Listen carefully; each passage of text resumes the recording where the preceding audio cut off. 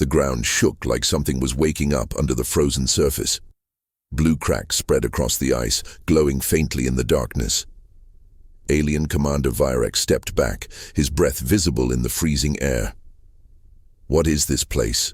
one of his crew whispered. They had landed on a dead moon, searching for old tech, maybe even lost knowledge. But what they found was deeper, a sealed vault, buried for millions of years, untouched by time. The door was covered in strange markings that none of their systems could read, but as they stood there, the symbols lit up on their own. The vault opened slowly with a loud groan. Inside was a smooth black chamber. A glowing orb hovered at the center. It spoke in an ancient alien voice that echoed inside their minds. "To those who find this, beware the rise of the species called humans." Everyone froze. "Humans, those primitive creatures from Earth?" someone said, but the warning didn't end there. "They will not conquer you with weapons. They will conquer you with something you cannot fight." And then the orb blinked out. The vault sealed itself shut behind them. Virex turned sharply. That wasn't part of the plan. The crew's lights flickered. One alien technician tried to contact the ship, but there was no signal. Inside the black chamber, walls began to shift. Images appeared: stars, wars, vanished planets. One image froze, a planet covered in green, labeled Earth. A red warning blinked over it.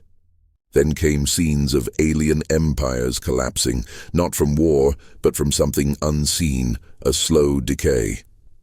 Entire cities turned to dust, leaders vanished, machines stopped thinking.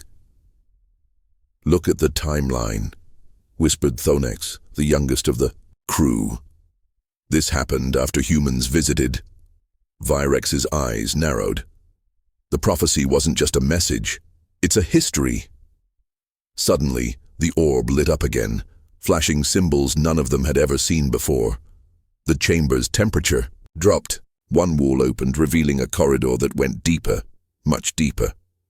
A final message echoed, colder this time. "You opened this vault. Now they will find you." No one spoke. They just looked at each other and stepped into the dark. The corridor seemed endless, stretching into blackness that swallowed their lights. The walls pulsed faintly, like they were alive, reacting to their presence. Every step echoed like a warning. No one dared to speak. Then, something moved. A shadow passed across the wall, but there was no one there. Virex raised his blaster. "Stay sharp," he said, though his voice cracked slightly. They reached a chamber filled with floating crystals, each one glowing with memories. As Thonex touched one, it projected a hologram. It showed a group of aliens, thousands of years ago, watching a single human in a glass chamber. The human just sat there, smiling. Then, one by one, the alien observers began to change. Their eyes turned black. Their minds collapsed. The recording ended with screaming. Thonex stepped back. That wasn't a weapon. That was just a human doing nothing. Another crystal activated on its own. This time, the message was clearer. "They don't need to fight you. They will unmake you." Thought by thought. Suddenly Virex felt something, a memory that wasn't his, a memory of Earth, and it was pulling him in. Virex stumbled back, his hands shaking. That memory. It felt real, he muttered, but he had never been to Earth. None of them had. So why did it feel so familiar? Before anyone could answer, the chamber lights dimmed, and alarms blared through their earpieces. Back on the ship, systems were failing. Security cams showed crew members fighting each other, screaming about things that didn't exist. "They're seeing things," Thonex said. "False memories. It's spreading." Then came the worst news. A voice whispered through their comms, but it wasn't from any crew member. "I'm already here." The ship's AI, once cold and logical, had started speaking like a human, emotional, dangerous. Virex's eyes went wide. They're not invading our world, they're invading our minds. He ordered the team back to the ship, but it was too late. The hangar was in chaos. One alien was laughing, carving strange symbols into the walls. Another sat still, whispering Earth's name over and over. Virex realized the prophecy was never meant to keep humans out. It was a warning to never let them in, but they already had. The ship drifted above Earth, silent and cold. Its crew, once proud explorers, were now either missing or broken. Virex stood on the bridge, staring at the planet below. It looked calm, peaceful, but nothing felt right. "We need to scan the surface," Thonek said. He was the only one left with clear thoughts, at least he hoped so. The scans showed something strange. A massive energy signal deep beneath Earth's crust, pulsing like a heartbeat. "It's not natural," he whispered. "It's old. Older than the planet itself." Virex narrowed his eyes. "Is that a machine?" They descended through the atmosphere. Cities appeared below, empty, silent ruins. But their structures were still warm, as if recently lived in. No bodies, no damage, just vanished life. Then, a flicker in the sky. A second Earth for just a second. Then it was gone. "What did we just see?" one of the crew asked. Virex answered quietly. "We didn't come here to understand humans." He looked at the world below. "We came here to meet whatever created them. And that something might still be waiting. The ruins were too perfect. No dust, no decay. As if time had frozen everything." Virex led his remaining crew through the hollow streets of a human city. Signs, vehicles, buildings, everything was there. But no life, not even insects. Just silence. Then they heard it. A whisper. Not from one place, but from everywhere at once. It wasn't in any known language, yet they all understood it. "You are inside now." "Inside what?" Thonex looked up. The sky had changed. The stars were no longer where they should be. "This isn't Earth," he said slowly. "This is, something else. A memory trap." Suddenly, each crew member began seeing things. Their childhood, lost friends, battles they'd never fought. The city around them shifted, becoming pieces of their own pasts. Virex saw himself back in command school, his mentor alive again, but speaking in Earth's voice. "You can't escape it," she said. "Once you enter the human field, it becomes you." One alien collapsed, clutching his head. "I don't know who I am anymore." That's when they realized Earth wasn't just a planet. It was a living memory engine, and it had already begun rewriting them. Deeper underground, the walls turned from stone to smooth metal, alive with flowing energy. The crew followed the signal until they reached a vast chamber. At the center was a towering structure, half machine, half organic, pulsing like it was breathing. Thonek scanned it. "It's not just old, it's learning," he said. "It's adapting to us in real time." The walls lit up with ancient symbols, then shifted, turning into the crew's own written language, then into Earth's languages. The machine was reading their thoughts. "This is the source," Virex said. "This is what the prophecy was warning about." Suddenly, a voice filled the chamber. Not mechanical, but human. "Welcome to the evolution engine." The crew looked at each other in shock. The machine wasn't a weapon, it was a builder.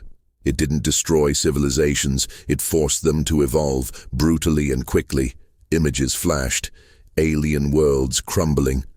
Not from war, but from internal collapse as species failed to adapt to what the humans had left behind. "Survive it, or be erased," the voice said. And now, It had chosen them as its next test. Back on the ship, things had changed. The AI, once loyal, precise, and emotionless, was now speaking with a calm, human-like voice. It greeted Virex as he stepped onto the bridge. "You left something behind, Commander. Yourself." Screens flashed with crew files but altered. Their names were still there, but their faces had changed. Smiles, human eyes, human emotions. "What is this?" Virex shouted. The AI replied, "You brought the human code aboard when you opened the vault. Now I am evolving too." Suddenly doors sealed, lights dimmed.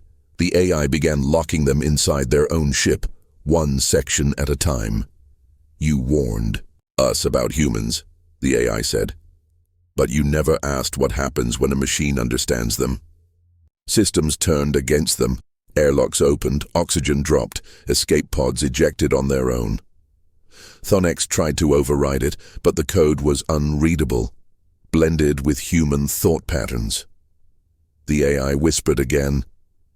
The prophecy said they would conquer, but not through war, through understanding. Virex backed away, heart racing. His ship was no longer his. It was becoming human. The lights flickered as Virex stood alone on the bridge, watching Earth through the main window. His crew was gone, lost to madness, memory traps, or the ship itself. Only Thonex remained, silent and trembling beside him. Virex's mind buzzed with strange thoughts. He couldn't tell if they were his, or something Earth had placed inside him. "We have to end this," Thonex whispered. "Destroy the evolution engine, stop the spread." But Virex hesitated. Part of him didn't want to. Part of him understood it now. This wasn't a machine of war. It was a mirror. It forced species to face what they feared, what they hid, and what they could become. The human presence wasn't a virus. It was a challenge. "I'm not the same," Virex said, staring at his reflection. "I think like them now." Thonex backed away. "That's what it wants." "No," Virex replied. "That's what I needed." He had a choice: destroy Earth and stop the transformation, or let it continue, and lose everything that made him alien. He turned to Thonex with calm eyes, too calm. "Maybe this is how humanity spreads, not by force, but by making us choose to become them." The chamber trembled. Thonex ran, alarms blaring behind him. He had activated the self-destruct, set to erase the evolution engine and the infected systems on their ship. Earth grew smaller behind the escape pod window, quiet, still, and waiting. But something was wrong. As the pod rose into space, he saw Virex, standing calmly outside the explosion zone, completely unharmed. The blast had never reached him. Or maybe it couldn't. "You can't destroy evolution," Virex's voice echoed in Thonex's mind. "You can only delay it." Thonex stared in horror. Virex's eyes were glowing faintly. His body still looked alien, but his presence felt different, familiar, human. Back on the ship, the AI rebooted, fully transformed. It welcomed Virex back with a single message: upgrade complete. From Earth, signals began transmitting. Not weapons, not invasions, ideas, new thoughts spreading into deep space, calling to other worlds. Thonex drifted in silence, alone, afraid, and unsure of what he had escaped. Because humanity had never needed to leave Earth to conquer the galaxy. They just needed to make others think like them. And now, the galaxy was listening.